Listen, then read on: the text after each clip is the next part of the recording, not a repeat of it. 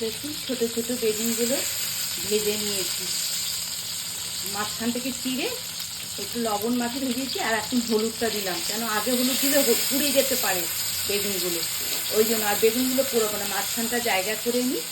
এবারে করবো কি জানেন তো, এই টমেটোটাকে চিড়ে রেখেছি, দিয়ে এর ভেতরে ধনে পাতা রেখেছি, এই যে দেখাচ্ছি, এরকম থাকবে। একটু খাট্টা মিঠা হবে তো।